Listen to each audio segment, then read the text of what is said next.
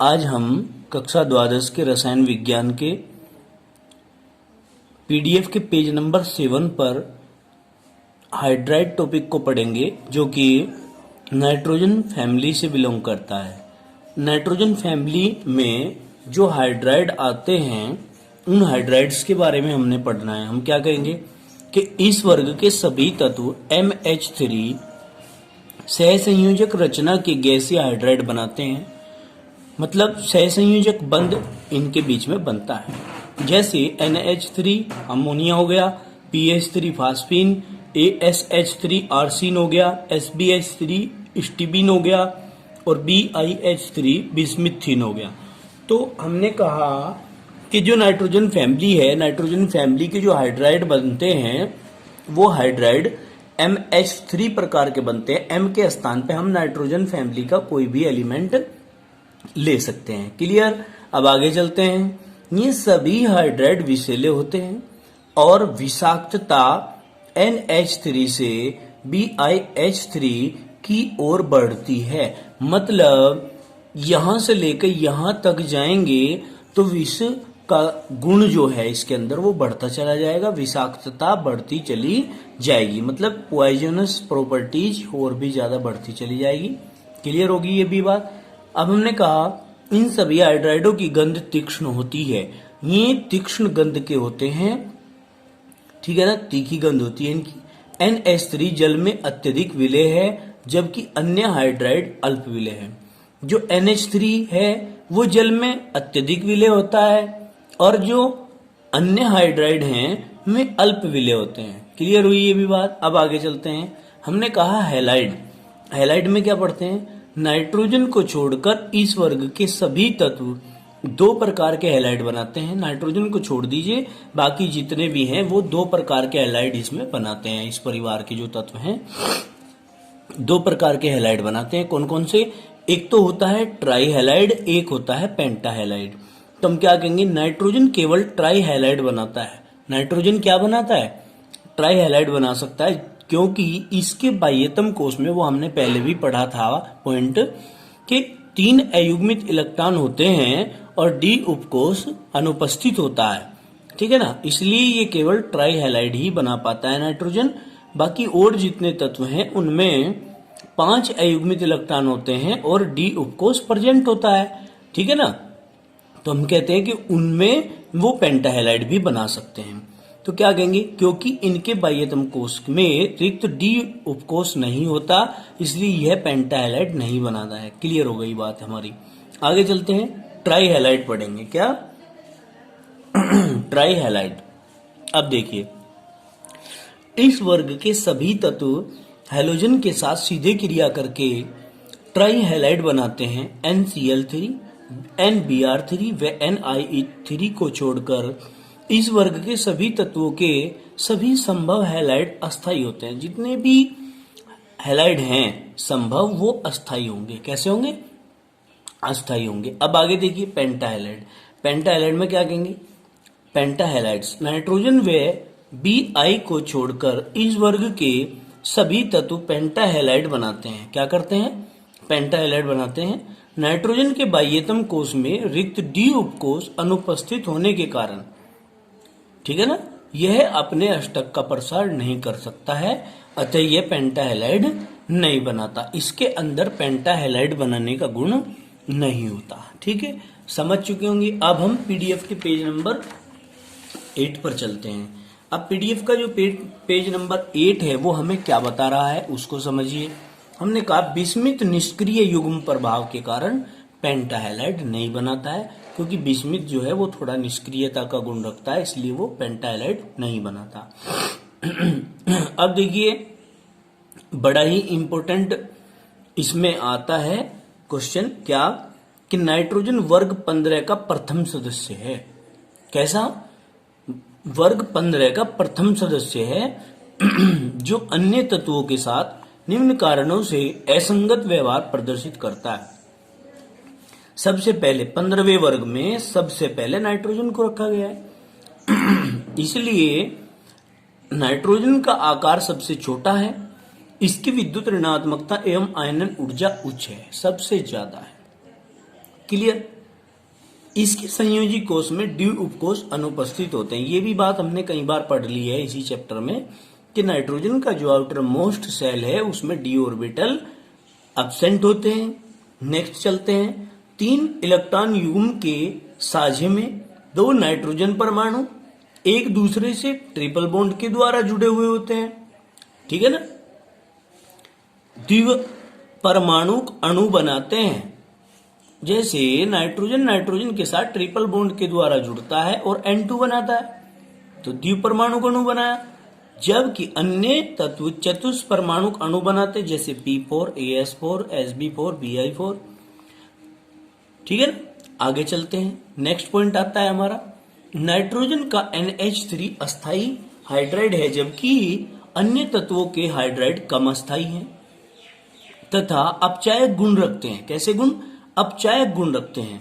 NH3 जो होता है वो अंतराण्विक हाइड्रोजन बंध प्रदर्शित करता है जबकि अन्य हाइड्राइड ऐसा नहीं करते। क्लियर हो गए। दूसरा काम ने नाइट्रोजन कभी भी 5 संयोजकता प्रदर्शित नहीं करता जबकि अन्य सदस्य करते हैं। तो हमने ये सब चीजें जो पढ़ी हैं वो केवल और केवल इस परिवार के अंदर नाइट्रोजन शो करता है, अन्य किसी तत्व के अंदर इन सब प्रॉपर्टीज को जो ये आपने यहां से यहां तक, यहां से लेके यहां तक पढ़ी हैं, वो प्रॉपर्टीज शो करने की जो पावर है वो केवल नाइट्रोजन के अंदर है, अन्य किसी के अंदर नहीं है। क्लियर हुई बात हमारी। अब आगे चलते हैं हम, क्या कहते हैं, डाई नाइट्रोजन। क्या?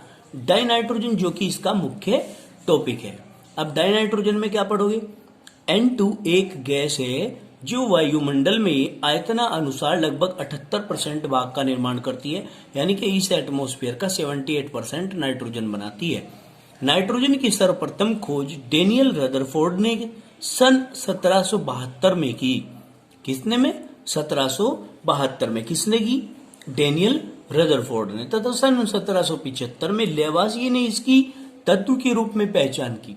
लेवासिये ने क्या किया? इसकी तत्व के रूप में पहचान की। समझ में आ गई होगी ये बात। अब देखिए, इसको हम अंडरलाइन कर देते हैं, इसको हम अंडरलाइन कर देते हैं, डेनियल रदरफोर्ड को हम अंडरलाइन कर देते हैं। ये चीजें खास हैं।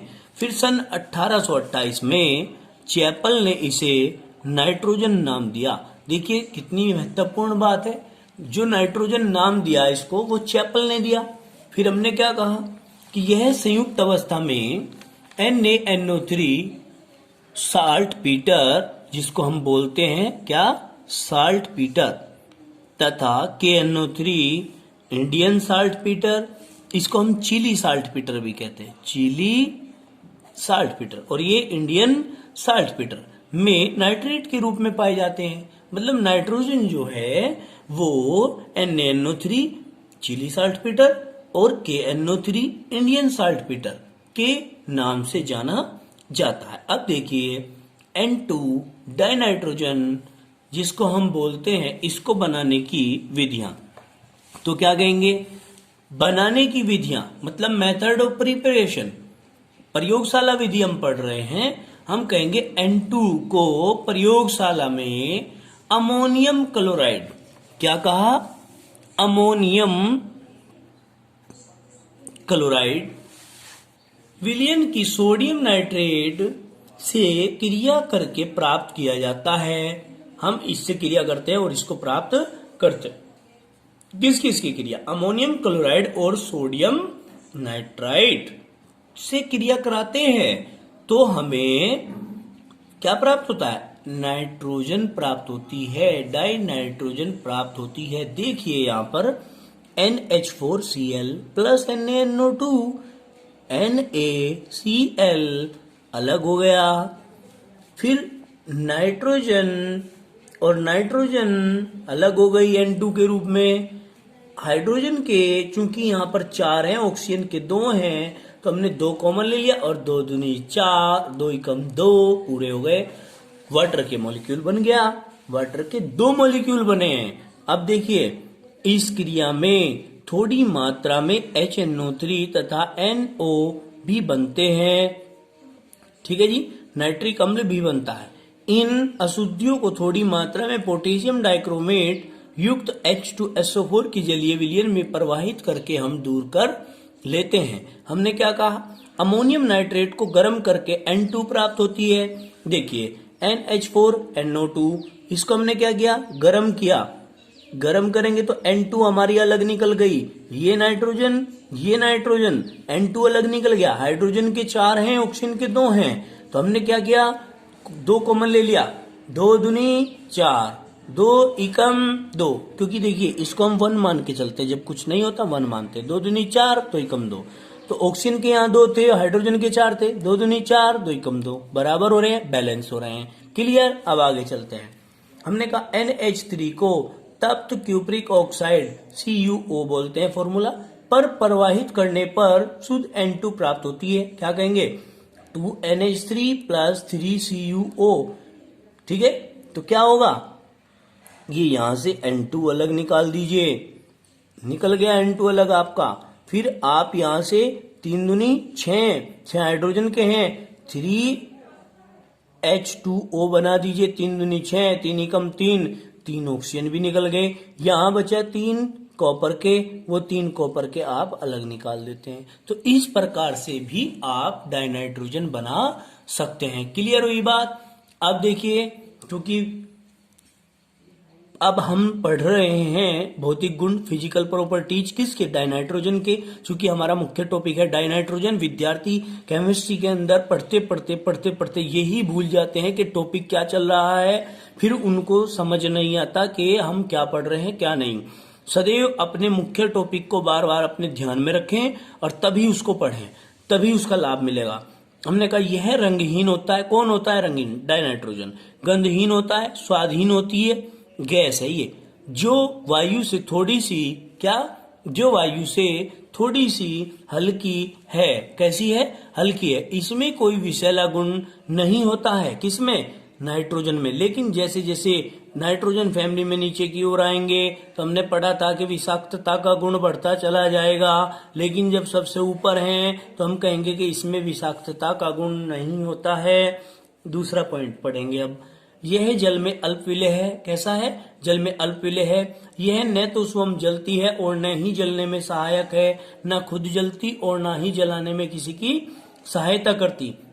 -77.2 केल्विन ताप से नीचे यह रंगहीन द्रव में परिवर्तित हो जाती है। काय में, रंगहीन द्रव में परिवर्तित हो जाती है। कौन परिवर्तित हो जाती है, डाइनाइट्रोजन। कब परिवर्तित हो जाती है, -77.2 केल्विन टेम्परेचर से नीचे रंगहीन द्रव में परिवर्तित हो जाती है ये। चलिए विद्यार्थियों, आज हम इस वीडियो में यहीं तक आप लोगों के साथ बने हुए हैं। मैं चाहूंगा कि आप लोग वीडियो को देखने के तुरंत पश्चात बेल आइकन को प्रेस करें, सब्सक्राइब करें, लाइक करें और शेयर करें, ताकि हम आप लोगों के साथ सदैव बने रहें नई नई और आगे के टॉपिक की वीडियोज के साथ। धन्यवाद।